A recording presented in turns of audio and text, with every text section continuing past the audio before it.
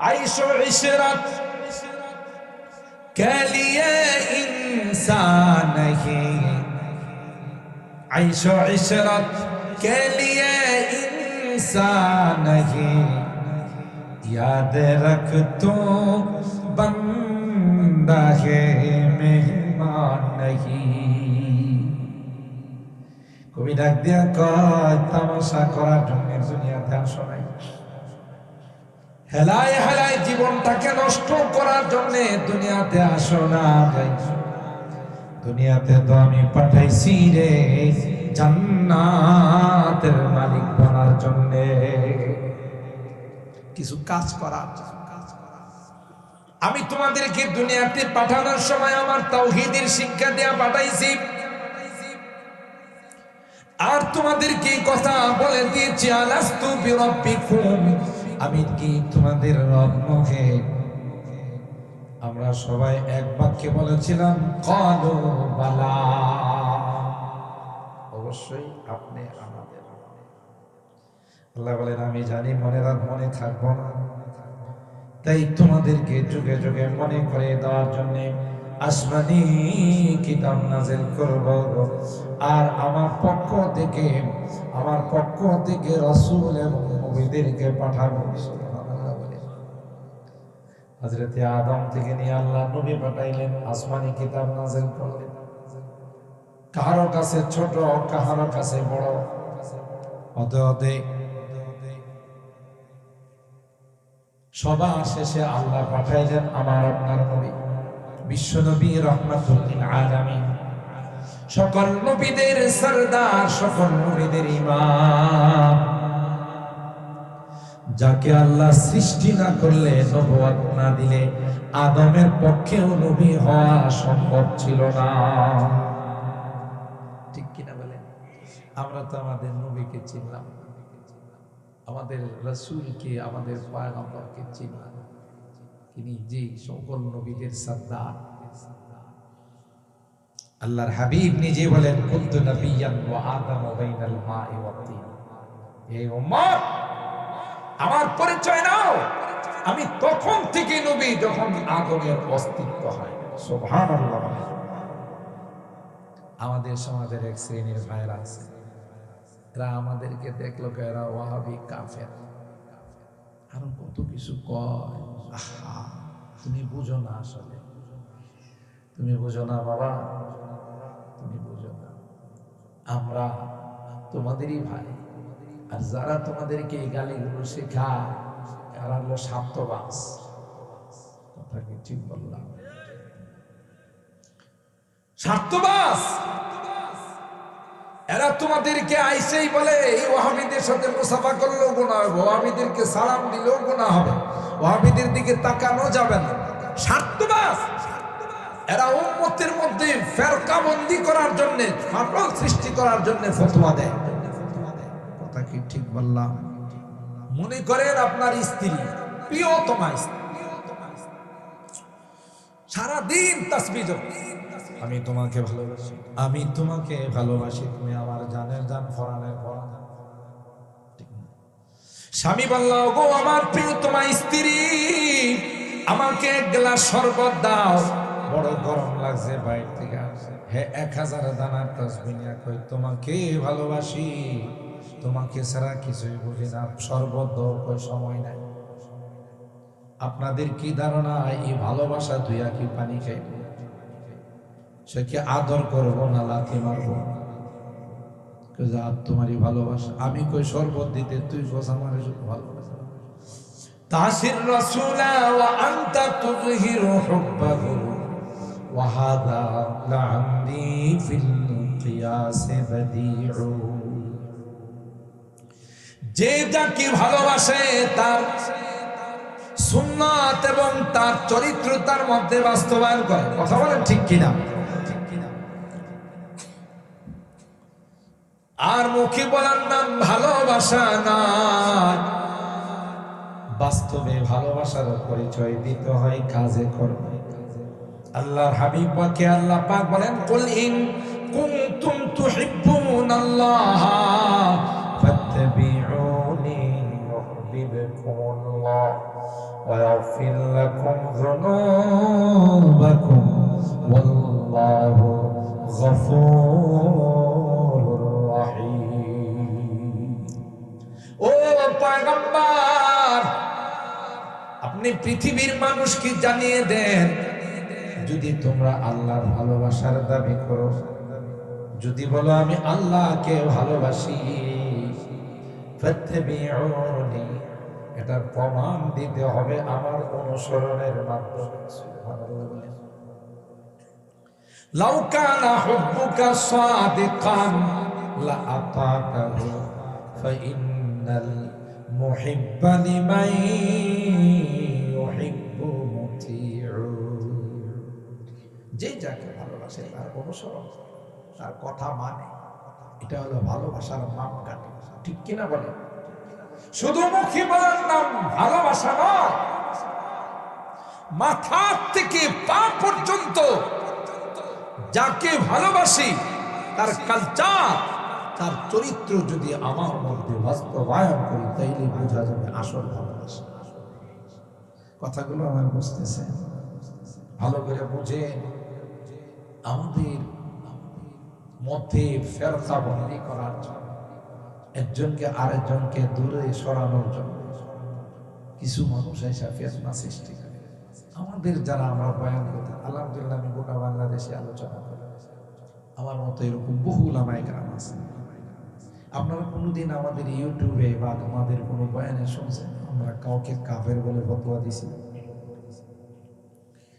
মানে যারা আলেম ওলামা আছে তাদেরকে কাফের বলে ফতোয়া দিয়েছে যারা কাফের গোটা বিশ্বের সবার একমত নবীর খাতমে নবুয়ত যারা মানে না তাদের বিষয়টা ভিন্ন কথা বলেন ঠিক কি আমার নবীকে যারা খাতামুন নবীন মানে না নবী মানে কিন্তু খাতমে নবুয়ত মানে না তাদের ব্যাপারে গোটা বিশ্বের উলামায়ে কেরাম একমত যে এরা বেঈমান এরা ঈমানদার না কথা কয় না না কোনো দ্বিমত আছে কোনো দ্বিমত নাই বুঝেন কিন্তু কথা বুঝেন কোনো দ্বিমত নাই কেন এরা নবী মানে খাতমে নবুয়ত মানে না আল্লাহ রাব্বুল আলামিন সূরাতুল আহজাবের মধ্যে স্পষ্ট ভাবে জানিয়ে দিয়েছেন মা কানা মুহাম্মাদুন আবা আহাদিন মির রিজালিকুম ওয়ালাকিন রাসূলুল্লাহি ওয়া খাতামান নাবিয়্যিন এই আয়াতের মধ্যে বলেন আমার নবী তিনি শুধু নবী নন খাতামুন নাবিয়্যিন সমস্ত নবীদের শেষ কথা বলেন ঠিক কিনা উঠে যখন সকলেই ঘুমন্ত গভীর ঘুমের মধ্যে নিমজ্জিত ওই সময়ে মাসুম বাচ্চারা তোমার কালাম নিয়ে তিলাওয়াত করতেছে নামাজ পড়ে জাতির জন্য দোয়া করে মনে হয় লোকে সম্পূর্ণ হয়ে গেছে আল্লাহ ডাক দেয়া কয়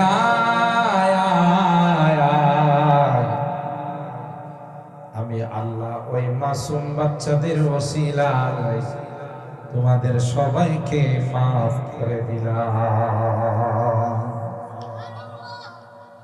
কার ওসিলাই এই মাসুম বাচ্চাদের ওসিলা সুবহানাল্লাহ এদের কোরআন তিলাওয়াতের ওসিলাই জীবিতদেরকে আল্লাহ মাফ করে দেন মৃতদেরকেও মাফ করে দেন বলুন তো দেখি আপনাদের এই এলাকার মাতবর সর্দার শিল্পপতি কোটিপতি যারা কবরের বাসিন্দা হয়ে গেছে মাঝে মধ্যে হয়তো এদের কাছে টাকা পয়সা পৌঁছানো হয় কি বলেন সিস্টেম আছে ভালো কিছু খাবার দাবার দেওয়া যায় এটা একটা ভিন্ন জগৎ দুনিয়ার কোনো কিছু ওখানে পৌঁছানো যায় না ঠিক না ভালো খাবার দাবার দেওয়া যায় টাকা পয়সা পৌঁছানো যায় দুনিয়ার কোনো আরাম আয়েশ তাদের কাছে দেওয়া যায় কি পৌঁছে তাদেরকে যখন কোরআনের মাধ্যমে আমরা সব দোয়ার মাধ্যমে এতটাই খুশি হয় একজন কবরের বাসিন্দা তার জন্য যখন তার আওলাদ ফরজন আল্লাহর কাছে তার জন্য ক্ষমা চায়,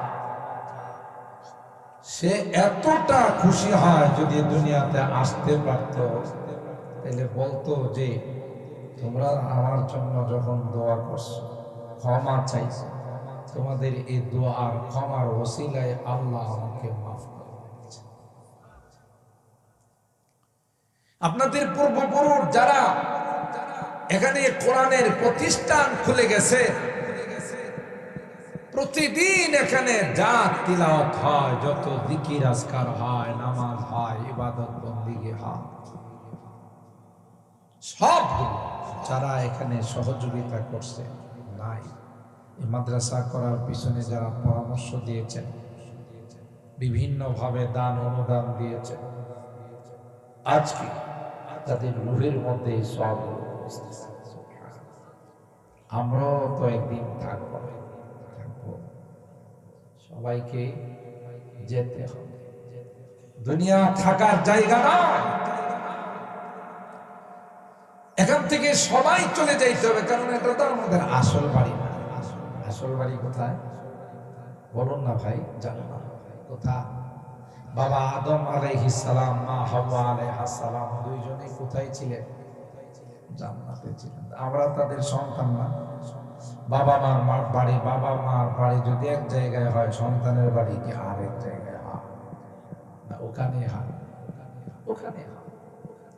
বাবা আদম আলাইহিস সালাম, মা হাওয়া আলাইহাস সালাম দুইজনেই জান্নাতে ছিলেন, তাদেরই সন্তান আমরা, সুতরাং আমরাও জান্নাতে। তবে জান্নাতে যাওয়ার জন্য টিকিট লাগে, কিছু আমল। দুনিয়াতে আল্লাহ এই টিকিটটা নেওয়ার জন্য কাউন্টার হলো দুনিয়া, জান্নাতের মালিক হওয়ার জন্য যে টিকিট, এই টিকিটের কাউন্টার হলো এখান থেকে টিকিট নেওয়া যায়। আর সেই জন্যেই আমাদেরকে আল্লাহ 60, 70, 80 বছর, 50 বছর হায়াত। আপনারা যারা ভাগ্যবান, আলহামদুলিল্লাহ। এই টিকিট কিভাবে পাওয়া যাবে, জান্নাতি কিভাবে হওয়া যাবে, সেই ফিকির নেই। এখানে এসে আমরা বসে গেছি যে আজকের এই মাহফিলে জান্নাতে যাওয়ার রাস্তা বলা, জাহান্নাম থেকে বাঁচার উপায় আমাদেরকে বলে দেওয়া। আর আমাদের মূল দুনিয়াতে আসার টার্গেটই হলো জান্নাতের মালিক। বাবা মা, এই বাবা কথা বলবেন, বাবা মা জান্নাতে যখন ছিলেন তখন ওখানকার মালিক ছিলেন ভাড়াটিয়া, দুনিয়াতে পাঠাইছেন জান্নাতের মালিক বলার জন্য, যে দেখো দুনিয়াতে গিয়ে কিছুদিন থাকবা, আমল করবা, সেখান থেকে জান্নাতের মালিক হয়ে আসবা। সুবহানাল্লাহ। জান্নাতে গেলে কি কিছুদিন রাইখা বাইর করে দিবেন? বলেন, ইন্নাল্লাযীনা ক্বালু রাব্বুনাল্লাহু সুম্মা ইসতাকামু তাতানাজ্জালু আলাইহিমুল মালায়েকা আল্লা তাখাফু ওয়া লা তাহজানু وأبشروا بالجنة التي كنتم توعدون نحن أولياؤكم في الحياة الدنيا وفي الآخرة ولكم فيها ما تشتهي أنفسكم ولكم فيها ما تدعون نزلا من غفور رحيم الله أكبر। আল্লাহ পাক ডাক দেন, কই যারা জবানে স্বীকৃতি দিল রব্বুনাল্লাহ, আমাদের রব আর কেউ নাই, আমাদের রব হলেন একমাত্র কে? সবাই কয় না, জোরে বলেন কে? রব কারে কয় জানেননি? পালনে ওয়ালা, যিনি লালন পালন করে, আরবিতে তাকে রব বলে। শুধু শুধু লালন পালন নয়, তারবিয়াতু শাইআন ফাশাইআন তাদরিজান বিতাদরিজ। যখন যে জিনিসকে যা দিয়া লালন পালন করার দরকার, সময় মতো তা দিয়া যিনি লালন পালন করেন তাকে বলা হয় রব। মার পেটে যখন ছিলাম, তখন আল্লাহ আমাদেরকে মার ব্লাড দিয়া, মার নাভির সঙ্গে কানেকশন করে দিয়া, মা যা খাইতো সেখান থেকে আমি রক্ত চুষে আহার গ্রহণ করতাম। দুনিয়াতে আসার পর আল্লাহ কয় না, ওই খাবার আর চলবে না। এই জন্য মার বুকের মধ্যে আমার খাবার রেডি করে রাখছে। ওই খাবার দীর্ঘদিন চলবে না, তাই আল্লাহ পাক দুনিয়ার মধ্যে আমার খাবার উৎপাদন করছে। জমিনের মধ্যে চাষ, বাগানের মধ্যে ফল ফসল, নদীর মধ্যে মাছ। সুবহানাল্লাহ বলি। কে বানাইছে? বৈজ্ঞানিকরা কয় মানুষ যে জিনিস বেশি খায় সেই জিনিসের উৎপাদন বেশি হয়, বরকত বেশি হয়। কুরবানির সময় গরু জবাই করেন আপনারা? এক সময় বাংলাদেশে কত কোটি কোটি গরু জবাই হয়, তাই না? তাই বলি কি, বাংলাদেশ স্বাধীন হওয়ার পর আজ পর্যন্ত কোন গরু শর্ট পড়ছে? আজকে বাজারে গিয়ে গরুর গোশত পাইছি না, কেন গরু নাই? এই কথা কোনোদিন শুনছেন না?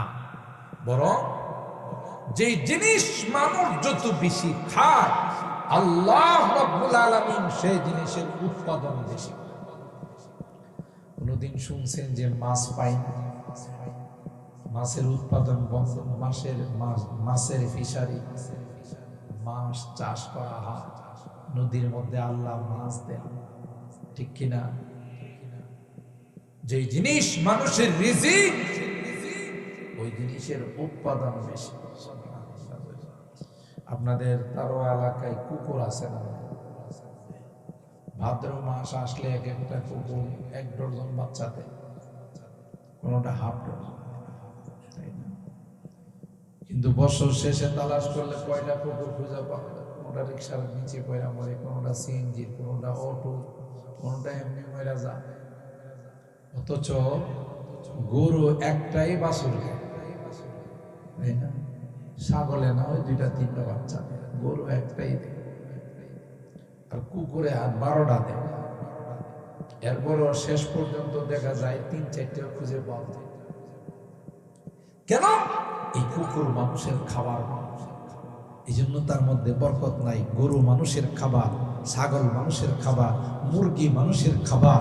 এই জন্য যতই তাকে ব্যবহার করা হয় ততই আল্লাহ বরকত দিয়ে। রিজিকগুলো কে দিতেছে? মাছ দিয়ে, সবজি দিয়ে, ধান দিয়ে, গম দিয়ে, গোশত দিয়ে, কত রকমের রিজিক ব্যবস্থা করতেছেন কে? আল্লাহ। তিনি হলেন রব্বুল আলামিন। শুধু আমার আপনার রিজিক নয়, গোটা বিশ্বের যত প্রাণী আছে সবগুলো রিজিকের ব্যবস্থা কে করে? জঙ্গলের মধ্যে কি বড় বড় হাতি। আমি যদি একটা হাতি পাই, দেখা যাবে যে সব বিক্রি করেও এর খাবার দেওয়া যাবে, এত খায়। সিংহ, বাঘ, যত রকমের হিংস্র প্রাণী আছে, এগুলোর খাবার কে দিতেছে? মানুষ যখন এগুলোর খাবারের দায়িত্ব নিয়ে চিড়িয়াখানাতে ঢোকা, দেখবেন স্বাস্থ্যমন্ত্রী হয়ে আছে, একবারে শুকায়া হাড্ডি মাড্ডি বের। ভোর রাত্রে এরা আল্লাহর কাছে কান্না করে আর বলে, মালিক জালেমরা আমাদেরকে জঙ্গল থেকে ধরে নিয়ে আসছে ঠিক মতো আমাদের খাবার, আর যাই কিছু খাবার আমাদের জন্য বরাদ্দ হয়, এই শয়তানগুলো জালেমগুলো এখানেও যায় দুর্নীতি করে। পশুর খাবারও দুর্নীতি করে, জানেন? খাবার বরাদ্দ হইল কথার কথা 5,000 টাকা, কিনে হইলো 2,000 টাকা। খাবার বরাদ্দ হইলো টাটকা গোস্ত কিনার, কিনে হইলো মরা গোস্ত। আমি দুর্নীতি কয় না, একটা কথা আছে না, স্বর্ণকার বলে মার কানের স্বর্ণ কি করে। দুর্নীতি করতে করতে এমন বদভ্যাস হয়ে গেছে, সবখানেই দুর্নীতি। আশ্চর্য হয়ে গেলাম, ঢাকা শহরের রাস্তাঘাটে তো দোকানপাট বসা, এটা আগেই দেখছি, একটু বাড়ছে।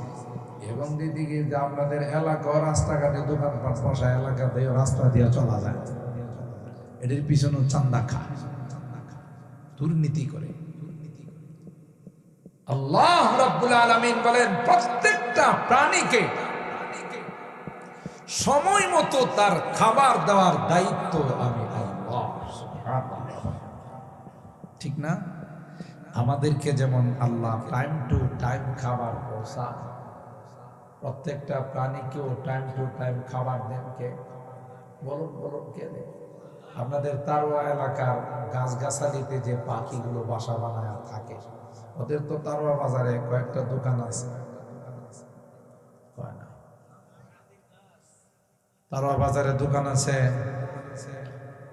মাঠে ময়দানে জমিন আছে, ব্যবসা বাণিজ্য তো অবশ্যই আছে, চাকরি নকরি।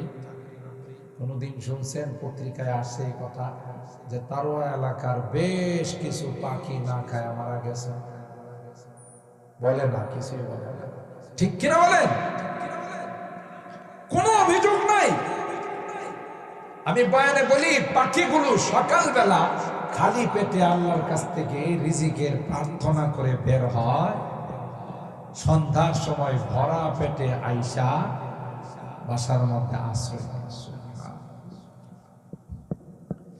সন্ধ্যার সময় আমরা মনে করি পাখিগুলো কিচির মিচির চিচির মিচির করে, কোরআনে কয় না না, ওয়া ইন মিন শাইইন ইল্লা ইউসাব্বিহু বিহামদিহি ওয়ালাকিন লা তাফকাহুনা তাসবিহাহুম। তোমরা বুঝো না, প্রত্যেকটা প্রাণী তার ভাষায় আল্লাহর পবিত্রতা বর্ণনা করে, আল্লাহর তাসবিহ পড়ে রে। কেন? মালিকের কাছে কয়, মালিক কোন দোকানপাট না হয়, জমি জমা নাই, অফিস আদালত, তোমার উপর পূর্ণাঙ্গ আস্থা রেখে রিজিকের তালাশে বের হয়ে গেলাম। জানি রে তুমি আমাদের রিজিকের দায়িত্ব নিয়েছো। তাই তো আল্লাহর নাম নিয়ে পাখিগুলো বের হয়ে যায়, সন্ধ্যার সময় তার বাসার মধ্যে ফেরত আসে, আবার আয়সা কিচির মিচির করে পাখিগুলো আল্লাহর শুকরিয়া আদায় করে, আর কয়, আল্লাহ খালি পেটে বের হয়েছিলাম, ভরা পেটে তুমি বাসায় ফেরত পাঠাইলা। পাখিদের যে বিশ্বাস আছে এইটুকু তো আমাদের নাই। কি কষ্ট পাইতেছেন? যদি থাকতো তাইলে আমরা আশরাফুল মাখলুকা, সৃষ্টির সেরা জাতি, সকাল বেলায় বাইরে হয়ে রিজিকের সন্ধানে, রিজিকের উদ্দেশ্যে রাত্রে 11টা-12টার সময় বাড়িতে ফিরি, ব্রাহ্মণবাড়িয়া শহর থেকে, আশুগঞ্জের থেকে, তারোয়া বাজার থেকে, আড়াইশিদার থেকে। মাঝখানে আল্লাহ ডাকে আর বলে, গোলাম তুমি আমার কুদরতি পায়ে সিজদা দাও, ঠিক না? আমাকে 10টা মিনিট সময় দাও। আমাদের কাছে সেই সময়টা পর্যন্ত কথা বলে, ঠিক কিনা? কয়জনে নামাজ পড়ে? মসজিদে গেলে কিছু মুরব্বীদেরকে দেখা যায়, কিন্তু যুবকরা যায়, শুক্রবারে যায়, ওয়াক্তিয়াতে যায়। শুক্রবারে জুমার নামাজ পড়ে মসজিদ থেকে আসার সময় খতিব সাহেবের কাছ থেকে 1 সপ্তাহ ছুটি নিয়ে আসে, মুসাফা করে আর হুজুর আগামী শুক্রবার আবার দেখা হবে। তার মানে কি, আজকে জমা পড়তে আসছে, আবার আগামী জমাতে আসবো। তাহলে 1 সপ্তাহ ছুটি নিল কার কাছ থেকে? খতিব সাহেবের কাছ থেকে, হুজুরের কাছ থেকে। হুজুর 1 সপ্তাহ নামাজের ছুটি। কি সপ্তাহে একবার খাইলে চলে না? প্রতিদিন খাওয়া লাগে? বলে না, খাবার যদি প্রতিদিন লাগে, নামাজ কেন প্রতিদিন পড়া লাগে? নামাজ কি ছাড়া ইবাদত? ইবাদত, ইমানের পরে সবচাইতে দামি ইবাদত হলো নামাজ। এই যুবক, তামাশার মধ্যে জীবনটা কাটাই দিও না। তামাশার জন্য আল্লাহ পাঠান। আইশো ইশরাত কে লিয়ে ইনসান হে, আইশো ইশরাত কে লিয়ে ইনসান হে, याद रख तू बंदा है मेहमान नहीं। কবি ডাক দিয়া কয়, তামাশা করার জন্য দুনিয়াতে আসো নাই, হেলায় হেলায় জীবনটাকে নষ্ট করার জন্য দুনিয়াতে আসো না। দুনিয়াতে তো আমি পাঠাইছি রে জান্নাতের মালিক বনার জন্য, কিছু কাজ করার। আমি তোমাদেরকে দুনিয়াতে পাঠানোর সময় আমার তাওহীদের শিক্ষা দেয়া পাঠাইছি, আর তোমাদেরকে কথা বলে দিয়েছি, আলাস্তু বিরাব্বিকুম, আমি কি তোমাদের রব নহে? আমরা সবাই এক বাক্যে বলেছিলাম, ক্বালু বালা, অবশ্যই আপনি আমাদের। আল্লাহ বলেন, আমি জানি মনে থাকবো না, তাই তোমাদেরকে যুগে যুগে মনে করে দেওয়ার জন্য আসমানি কিতাব নাযিল করব, আর আমার পক্ষ থেকে রাসূল এবং নবীদেরকে পাঠাবো। সুবহানাল্লাহ বলে হযরত আদম থেকে নিয়ে আল্লাহ নবী পাঠাইলেন, আসমানি কিতাব নাযিল করলেন। কারো কাছে ছোট, কারো কাছে বড়, হতে সবার শেষে আল্লাহ পাঠাইলেন আমার আপনার নবী, বিশ্ব নবী রাহমাতুল লিল আলামিন, সকল নবীদের সরদার, সকল নবীদের ইমাম, যাকে আল্লাহ সৃষ্টি না করলে, নবুয়ত না দিলে আদমের পক্ষেও নবী হওয়া সম্ভব ছিল না। ঠিক কিনা বলেন? আমরা তো আমাদের নবীকে চিনলাম, আমাদের রাসূলকে, আমাদের পয়গম্বরকে চিনলাম, তিনি যে সকল নবীদের সরদার। আল্লাহর হাবিব নিজে বলেন, কুনতু নবিয়্যান ওয়া আদামু বাইনাল মাই ওয়াত তিন। এই উম্মত, আমার পরিচয় নাও, আমি তখন থেকে নবী যখন আদমের অস্তিত্ব হয়। সুবহানাল্লাহ। আমাদের সমাজের এক শ্রেণীর ভাইরা আছে, এরা আমাদেরকে দেখলো এরা ওয়াহাবি, কাফের, আরো কত কিছু কয়। আহা, তুমি বুঝো না, আসলে তুমি বুঝো না বাবা, তুমি বুঝো না। আমরা তোমাদেরই ভাই, আর যারা তোমাদেরকে এই গালিগুলো শেখায় এরা হলো স্বার্থবাজ। কথা কি ঠিক বললাম? স্বার্থবাজ এরা তোমাদেরকে আইসেই বলে, এই ওয়াহাবিদের সাথে মুসাফা করলেও গুনাহ হবে, ওয়াহাবিদেরকে সালাম দিলেও গুনাহ হবে, ওয়াহাবিদের দিকে তাকানো যাবে না। স্বার্থবাজ এরা উম্মতের মধ্যে ফেরকাবন্দি করার জন্য, ফাটল সৃষ্টি করার জন্য ফতোয়া দেয়। কথা কি ঠিক বললাম? আর রাগ করতেছে, কয়েদের মধ্যে নবীর এশক নাই। আরে বাবা, মুখী কইলে কি এশক হয়?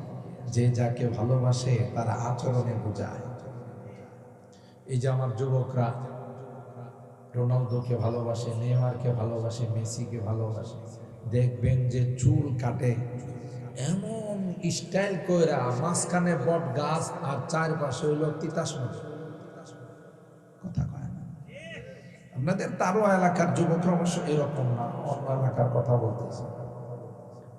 আমি এক যুবকের জিজ্ঞাসা করলাম, কিরে বাবা এটা আমার কোন স্টাইল রে? এটা হলো রোনালদোর স্টাইল। আবার দেখবেন গায়ে গেঞ্জি লাগায় আগে ছবি লয়া লিয়া বসে। কিরে তুই এরকম করছস কাক? হ্যাঁ আমি ভালোবাসি। তাতে বোঝা গেল যে যাকে ভালোবাসে তার চরিত্র, তার আখলাক, তার সুন্নত, তার বেশভূষা তার মধ্যে বাস্তবায়ন। এটা হলো ভালোবাসার মূল মাপকাঠি। মনে করেন আপনার স্ত্রী, প্রিয়তমা স্ত্রী, সারাদিন তাসবিহ জপে, আমি তোমাকে ভালোবাসি, আমি তোমাকে ভালোবাসি, তুমি আমার জানের জান, ফরানের ফরান। স্বামী বলল, গো আমার প্রিয়তমা স্ত্রী, আমাকে এক গ্লাস শরবত দাও, বড় গরম লাগছে, বাইরে থেকে আসে। হে 1000 দানার তাসবিহ নিয়ে কই, তোমাকে ভালোবাসি, তোমাকে ছাড়া কিছুই বুঝি না, শরবত দাও, কই সময় নাই। আপনাদের কি ধারণা এই ভালোবাসা দুইয়া কি পানি খাইব? সে কি আদর করবো না লাথি মারবো? তোমারই ভালোবাসা, আমি কই শরবত দিতে, তুই কোস আমার ভালোবাসা। তাসির রাসূলা ওয়া আনতা তুযহিরু হুব্বাহু ওয়া হাযা লা'আন্দি ফিল কিয়াস বাদিউ। যে যাকে ভালোবাসে তার সুন্নাত এবং তার চরিত্র তার মধ্যে বাস্তবায়ন করে। কথা বলেন ঠিক কিনা? আর মুখে বলার নাম ভালোবাসা না, বাস্তবে ভালোবাসার পরিচয় দিতে হয় কাজে কর্মে। আল্লাহর হাবিব পাকে আল্লাহ পাক বলেন, কুল ইন কুনতুম তুহিব্বুনাল্লাহ ফাত্তাবিউনি ইউহিব্বুকুমুল্লাহ ওয়া ইয়াগফির লাকুম যুনুবাকুম ওয়াল্লাহু গফুরুর রাহিম।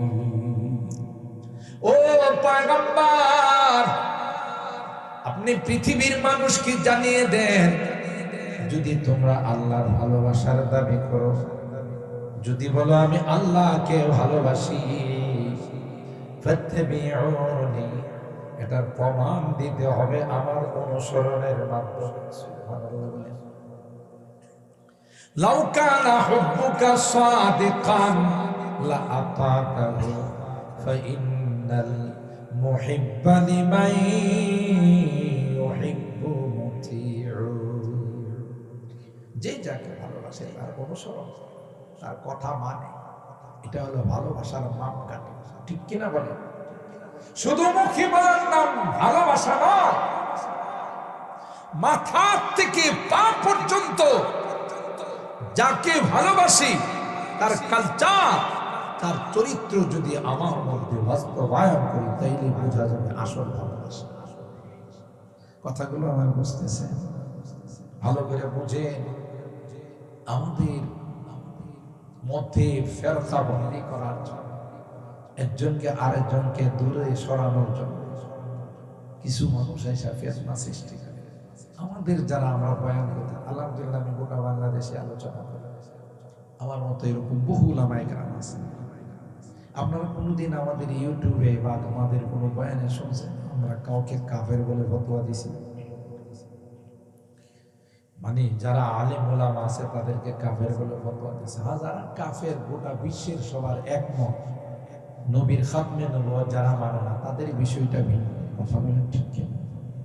আমার নবীকে যারা খাতামুন নবীন মানে না, নবী মানে কিন্তু খাতমে নবুয়ত মানে না, তাদের ব্যাপারে গোটা বিশ্বের উলামায়ে কেরাম একমত যে এরা বেঈমান, এরা ঈমানদার না। কথা কয় না? না কোনো দ্বিমত আছে? কোনো দ্বিমত নাই। বুঝেন কিন্তু, কথা বুঝেন, কোনো দ্বিমত নাই। কেন? এরা নবী মানে, খাতমে নবুয়ত মানে না। আল্লাহ রাব্বুল আলামিন সূরাতুল আহজাবের মধ্যে স্পষ্টভাবে জানিয়ে দিয়েছেন, মা কানা মুহাম্মাদুন আবা আহাদিন মির রিজালিকুম ওয়ালাকিন রাসূলুল্লাহি ওয়া খাতামান নাবিয়্যিন। এই আয়াতের মধ্যে বলেন আমার নবী তিনি শুধু নবী নন, খাতামুন নবীয়িন, সমস্ত নবীদের শেষ। কথা বলেন ঠিক কিনা? তারপরে পৃথিবীতে আর কোন নবীর আগমন ঘটবে তার আগ পর্যন্ত কোরআনে আছে না নাই? কেউ যদি বলে বড় নবী আসবে, তাইলে কি সেই এই আয়াতকে মানল না অস্বীকার করলো? কথা বলেন, আমার কথার সাথে কথা বলেন। সে কি আয়াত মানল না অস্বীকার করলো? কোরআনের কোন আয়াতকে যদি কেউ অস্বীকার করে ঈমান থাকে না? যান বলেন ভাই, ঈমান থাকে না, ঈমান চলে না। আল্লাহর কোরআনের আয়াতকে অস্বীকার করছে এই ফিতনা সৃষ্টি করার জন্য। আল্লাহ নবীর জামানাতেও মুসাইলামাতুল কাযযাব নামে মিথ্যা নবুয়তের দাবিদার ছিল। বর্তমান বিশ্বে যারা মির্জা গোলাম আহমদ কাদিয়ানীর অনুসারী, এরাও বলে যে আমাদের নবী হলো মির্জা গোলাম আহমদ কাদিয়ানী। নাউযুবিল্লাহ। আপনারা এই বিষয়ে অনেক আলোচনা, আপনি যদি দুনিয়া থেকে ঈমান নিয়ে যাইতে চান তাওবা করেন। এখনো সময় আছে, আপনি খালেস তাওবা করেন, তাহলে আল্লাহর কাছে নাজাত পাবেন। আর যদি এই আকীদা আর বিশ্বাস নিয়ে যান যে না মির্জা গোলাম আহমদ কাদিয়ানীও নবী, আপনি বেঈমান। আমি আপনাদের সহজভাবে বলি, বোঝার জন্য বলি, কেউ রাগ করেন। আপনি বালিশটা মাথায় লাগায় একটু চিন্তা করেন, আদম আলাইহিস সালাতু ওয়াস সালাম থেকে নিয়ে আমাদের নবী পর্যন্ত কোন নবীকে আল্লাহ তাআলা এক ব্যাটারি বানায়া পাঠান। এক ব্যাটারি বুঝেন 100 কানা। একজন নবীও 100 কানা ছিল। কথা বলেন ঠিক কিনা? কিন্তু আমার ওই ভাইরা যারা মির্জা গোলাম আহমদ কাদিয়ানীর অনুসারী, এই মির্জা গোলাম আহমদ কাদিয়ানী ছিল এক ব্যাটারি।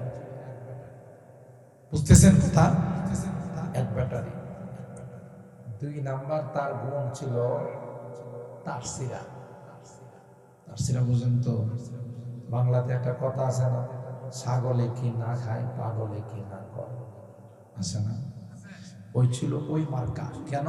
প্রথমে বলছে আমি ছায়া নবী, আসল নবী না, নবীর ছায়া। প্রথমবার তার দাবি ছিল এটা। আবার কিছুদিন পরে কয় না আমার ওই দাবি থুকু, ওই দাবি থুকু। পরে এসে বলতেছে আমি ইমাম মাহদী, তার বইয়ের মধ্যে আছে। নবীর থেকে এখন গেছে বই ইমাম মাহদী। 3 নাম্বার বলতেছে যে আমি আসলে ট্রান্সজেন্ডার করে লিঙ্গ পরিবর্তন করে বিবি মরিয়ম। আপনারা দিন নাউযুবিল্লাহ কন্ট্রোল না। মির্জা গোলাম আহমদ কাদিয়ানী কি পুরুষ না মহিলা? পুরুষ কি কোনোদিন মহিলা হইতে পারে? এজে বলতেছে আমি বিবি মরিয়ম। একজন জিজ্ঞাসা করে মহিলাদের তো মাসিক কিছু সমস্যা আছে, এটা কি তোমার হয়? আমারও। তার কি সব ঠিক আছে না শীর্ষে? সব তাফসীরা। এরপরে কোন নবীকে আল্লাহ রাব্বুল আলামিন বাথরুমে ফালায়া মারেন। যত নবী পৃথিবীতে আসছে আজরাইল আলাইহিস সালাম আয়েশা সালাম জানাইছেন যে আল্লাহ আপনাকে ডাকছে, আর হের মৃত্যু হয়েছে টয়লেটে। এই জন্য মাদ্রাসার ছাত্ররা যখন বাথরুমে যায়, একজন আর জিজ্ঞাসা করে দোস্ত কই যাও? কাদ্যানি অফিসে যাই। কথা পায় না, কাদ্যানি অফিসে যাই, কারণ কাদিয়ানীদের নবী যেহেতু এখানে মরছে, এদের বড় অফিসটা করবে। সবাই বুঝতেছে? খাতমে নবুয়তকে যারা মানে না, আমরা তাদেরকে কাফের বলি। পৃথিবীর কাউকে আমরা কাফের কেন? এটা সরাসরি আল্লাহর নবীর নবুয়তকে, খাতমে নবুয়তকে অস্বীকার করা হয়, কোরআনকে অস্বীকার করা হয়। কথা বলেন ঠিক কিনা? কিন্তু আমাদের সমাজে কিছু আলেম ওলামা আছে, আল্লাহ তাদের হেদায়েত নসিব করেন, আমাদের সকলকে তাদের এই খপ্পর থেকে বাঁচার তৌফিক দান করেন। আমিন বলেন। আপনি বুকে হাত দিয়ে বলেন আয়েশাই বলে দেওবন্দিরা কাফের, ওয়াহাবিরা কাফের। আয়েশা আরে বাবা আমাদেরকে এমন কাফের বানায়, জিন্দা থাকলেও কাফের, ময়রাও কাফের। কথা কয় না? কি ফতোয়া দেয় জানেন? এই ওয়াহাবিরা, মৌলবীরা, দেওবন্দিরা এরা তো জিন্দা থাকতে তো কাফের আসি, মরলেও কাফের। মরার পরে যে গুরুস্থানে তাদেরকে দাফন করবে, ওর কবরের থেকে যে ঘাস উঠবে, এই ঘাস যদি কোনো গাবিয়ে খায়, এই গাভীর দুধ যদি কে খাওয়া, হেও কাফের। চিন্তা করছেন? আরে বাবা, ময়রা গেছেন, বেটারে কাফের না কইলে হয় না? কয় না, হ্যাঁ তো কাফের। কাফের হ্যাঁ, কবরের থেকে যে ঘাসটা উঠছে এটাও কাফের। এই ঘাস যে গাভিয়ে খাইব, এই দুধরাও কাফের। তাহলে তুমি বলো যে বালতিতে দুধ নেই, বালতিটাও কাফের। বুঝা উচিত যে না, এই গালিটা বড় জঘন্যতম গালি। হাদিসের মধ্যে আসে, কেউ কাউকে যখন কাফের বলে, আর বাস্তবে যদি সে কাফের না হয়, আসমানের মধ্যে গালিটা চক্কর খায়। চক্কর খাওয়ার পর যারে বলছে হে তো কাফের, এত ইমানদার, এত পাক্কা দিনদার, নবীর আসে, আল্লাহকে বলে, আল্লাহ তাইলে আমি কই যাইব? আল্লাহ বলে যে যেহেতু যাকে বলছে সে কাফের না, যে বলছে তার মাথার উপরে যায়। কথা বলেন ঠিক কিনা? ও ভাই, তুমি বুঝো না, আমাদের আকাবের হযরত রশিদ আহমদ গঙ্গোহী রাহমাতুল্লাহি আলাইহি, এরা কত বড় মাপের আশিক ছিল তুমি জানো? মুরিদে হাদিয়া দিছে জুতা, জুতার কালার হলো সবুজ। ইনি প্যাকেট করে জুতা মাথায় নিয়ে নিয়ে ঘুরে। সুবহানাল্লাহ কোন? মুরিদ জিজ্ঞাসা করে, উস্তাদ জি, জুতা তো মানুষ কোনদিন মাথায় নেয় না, জুতা কেন মাথায় নিয়ে ঘুরে? তিনি জবাব দেয়, রে তুমি জানো না জুতার কালারটা কোন কালার? এই জুতার কালারটা হলো আমার পয়গম্বরের গুম্বদে খাজরার কালার, রওজায়ে পাকের গুম্বদের কালার। আমি রশিদ এই জুতা কোনদিন পায়ে লাগাইতে পারি না, এই জুতা আমার মাথায় থাকবে, পায়ে যাবে না। फिर पेश नजर गुंबदे खजराए हरम है, फिर पेश नजर गुंबदे खजराए हरम है, फिर नाम खुदा रौज़ाए जन्नत में कदम है, फिर शुक्र खुदा सामने मेहराब नबी है, फिर सर ही मेरा आवर तेरा नक्शे कदम है।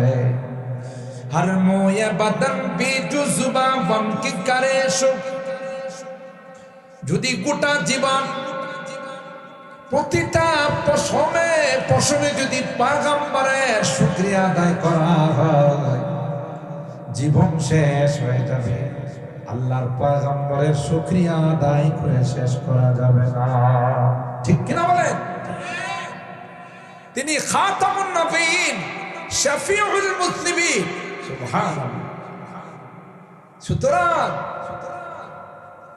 हर मोए बदन बेजुजुबा बन के करे शुक, हर मोए बदन बेजुजुबा बन के करे शुक्र, कम है खुदा उनकी इनायत से कम है, वो रहमत आलम है शाहे अस्वद अहमर, वो रहमत आलम है शाहे अस्वद अहमर, वो सैयद कौनैन है आक़ाए उमम है,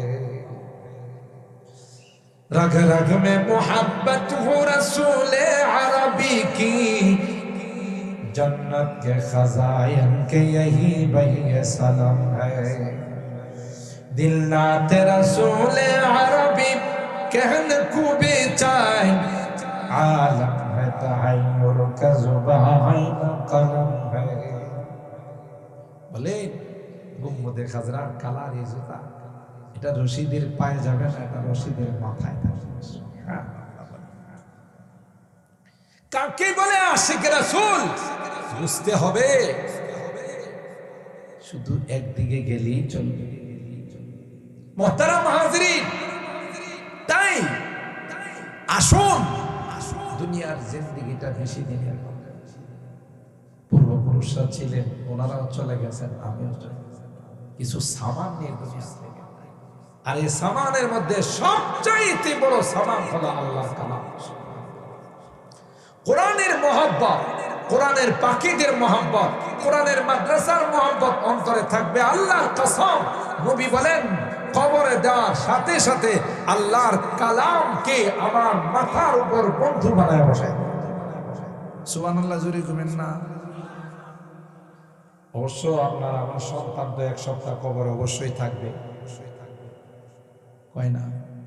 তারওয়া এলাকায় যখন কবরে মানুষ রাখা হয়, নিজের সন্তান তো এক সপ্তাহ বাবার সাথে কবরে শুয়ে থাকে, যেন বাবার ভয় না পায়, বাবার যেন কষ্ট না, কয় না? সবাই কয় না?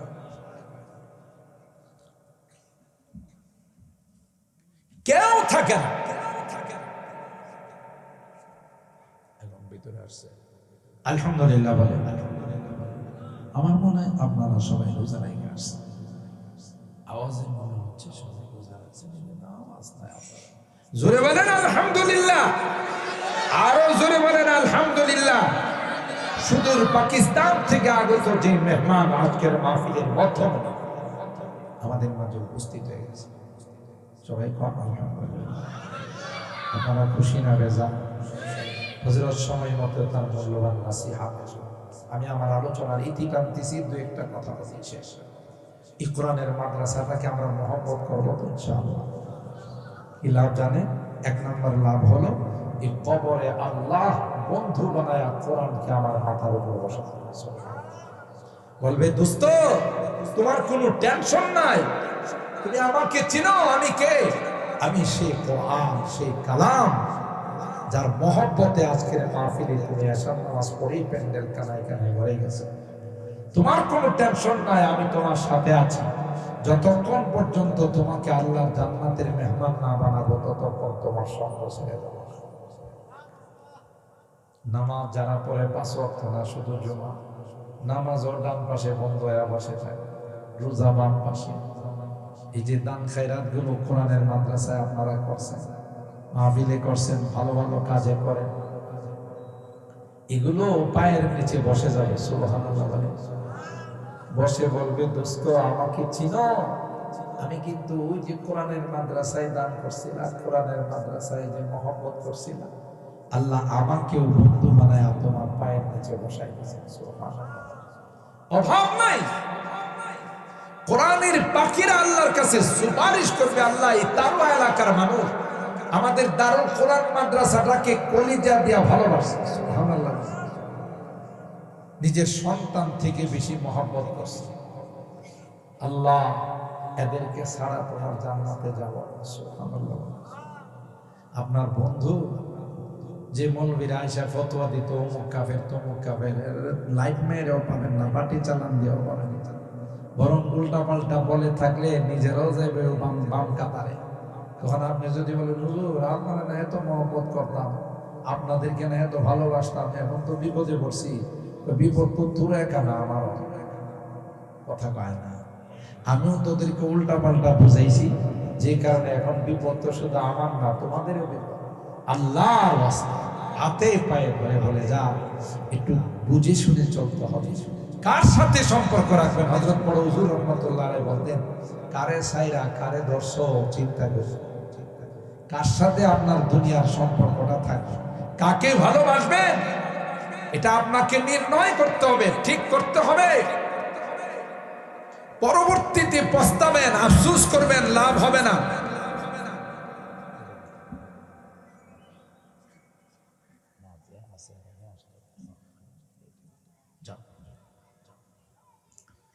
মুহতারাম হাজিরিন, পরবর্তীতে আফসোস করলে লাভ হবে না। কোরআনে আল্লাহ স্পষ্টভাবে জানাই দিয়েছেন, পরবর্তীতে বড় আফসোস করবে, বুঝি নাই, না বুঝে দুনিয়ার জিন্দেগিটা কাটাইছে, আল্লাহ দুনিয়াতে আবার পাঠান। দ্বিতীয়বার আসার সুযোগ হবে। বাপদাদারা আমাদের তারওয়া গ্রামের ময় মুরব্বীরা যারা গেছে, কেউ কি আর আসছে? আসবে বলে কোনো খবর আছে? আসবে না, সিস্টেম নাই, আফসোস করবে, লাভ হবে না। এখন শুধরানোর সময়, কোরআনের সাথে সম্পর্ক রাখার সময়, কোরআনের পাখিদেরকে ভালোবাসার সময়। আল্লাহর হাবিব বলেন, দেখো তোমাদের এলাকায় কোরআন শিক্ষা করার জন্য আসবে, তাদের সঙ্গে সুসম্পর্ক রাখো, মহব্বত রাখো, এরা তোমার কিয়ামতের ময়দানে সুপারিশ করে আল্লাহর জান্নাতে নিয়ে যাবে। সুবহানাল্লাহ। আর দুশমনী রাখবা ক্ষতিগ্রস্ত।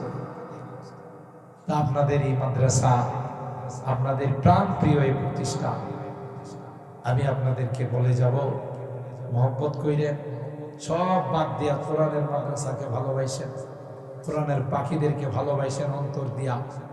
এটা কবরেও কাজে লাগবে, পরকালেও কাজে লাগবে, হাসরেও কাজে লাগবে, সবখানে কাজে লাগবে। ঠিক কিনা বলেন? ভালোবাসবেন তো ইনশাআল্লাহ? হাত তুলেন, হাত তুলেন, হাত তুলেন, আল্লাহরে দেখান, আল্লাহকে। আল্লাহ দেখো, এই তারওয়া এলাকার মানুষগুলো এশার নামাজের পরেই প্যান্ডেলে চলে আসছে, কোরআনের মহব্বত নিয়ে চলে আসছে। হাত তুলে তোমাকে জানান দিচ্ছি, যতদিন বেঁচে থাকবো ততদিন কোরআনের মাদ্রাসাকে ভালোবাসবো। সুবহানাল্লাহ। যতদিন বেঁচে থাকবো আলেম ওলামাদেরকে মহব্বত করবো, কোরআনের পাখিদেরকে মহব্বত করবো। আল্লাহ তুমি কবুল করে নাও, আমিন বলেন। আল্লাহ পাক রব্বুল আলামিন আমাদের এই মাদ্রাসাকে কবুল করে নেন, আমিন বলেন। মাদ্রাসার যত জরুরত আছে, প্রয়োজন আছে, আল্লাহ তাআলা তার গায়বী খাজানা থেকে